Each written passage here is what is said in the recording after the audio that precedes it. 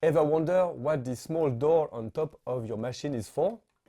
Hi everyone, this is Colin from Cafe Lista, and today we'll explore together how to properly use the pre-ground coffee compartment on your Philips bean-to-cup machine. It is an often underestimated feature that can be quite useful, provided you know how to use it correctly. I'll show you the best practices and especially the mistakes to avoid to prevent damaging your machine. Why use a pre-ground coffee with a bean-to-cup machine? It's an option we rarely use, but that can be handy in two cases, I think. First, you run out of coffee beans. If your hopper is empty and you only have a coffee ground available, the compartment becomes essential. Well, let's say it's a good emergency option. Now, if you want a decaffeinated coffee, that also could be a great option. The pre-ground coffee compartment is often the only solution. In that case, you can enjoy your decaf while keeping your regular beans in the machine. So in this video, we'll prepare an espresso using the pre-ground compartment, and I'll give you some tips for making a truly successful coffee. We'll also discuss the limitation and the common mistakes to avoid. Can you make a good coffee with the pre-grind compartment? Well, you may have noticed, but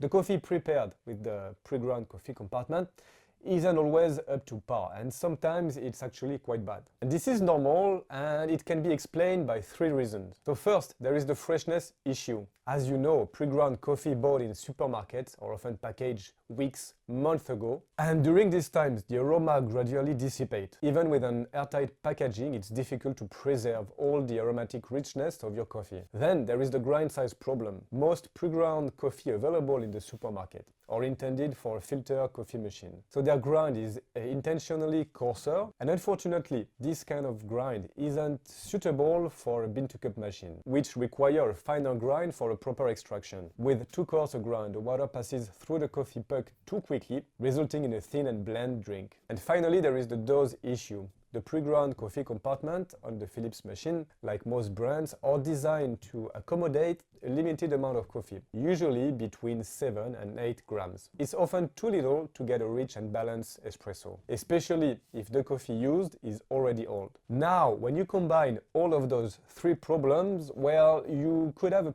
pretty bad coffee. So what can we do?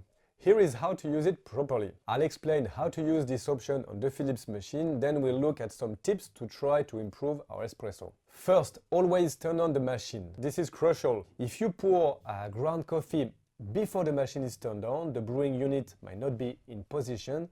Result, the coffee will fall everywhere. It's gonna be a pain to clean.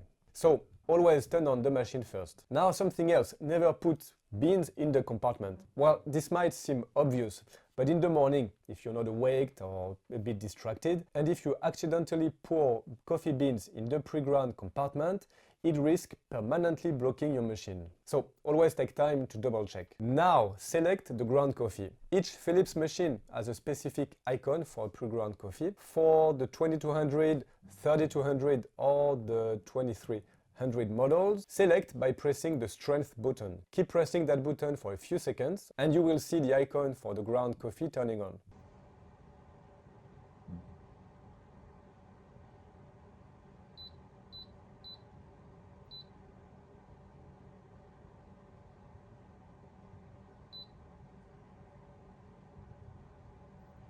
On the Philips 5400 and 5500, it's the same idea. You will do the selection here on the coffee intensity. Choose the icon, it's at the bottom of the intensity choice. When you have that, you can put your coffee here in the compartment and you can start the espresso.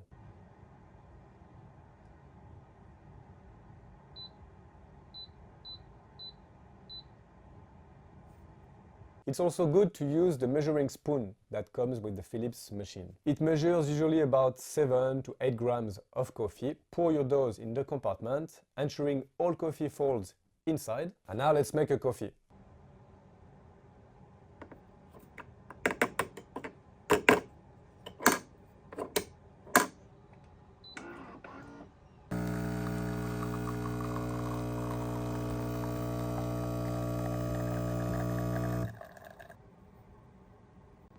As you see, it flows very quickly. So how can we improve this? First, you can slightly increase the dose. While it's not officially recommended, we can add slightly more than the indicated provided scoop. For example, you can fill the scoop with a slight mound. However, it's important to be careful and not to put too much. I will avoid using 2 scoops, for example. Now, the other option will be to use a freshly ground coffee. If you really want to improve your experience with the pre-ground coffee compartment, the choice of your coffee is really important. Going to a local roaster, I think, remains one of the best options, as you can get freshly roasted coffee and also ask for the proper grind size. You will need here a grind for the bean-to-cup machine, which is slightly finer than a filter grind, but not as fine as an espresso machine. This precision is crucial to prevent the grind for being too fine and, in that case, blocking the machine. I hope these tips have helped you better understand how to use it. And one final reminder, remember to clean this part of your machine regularly to prevent clogging over time. If you have any question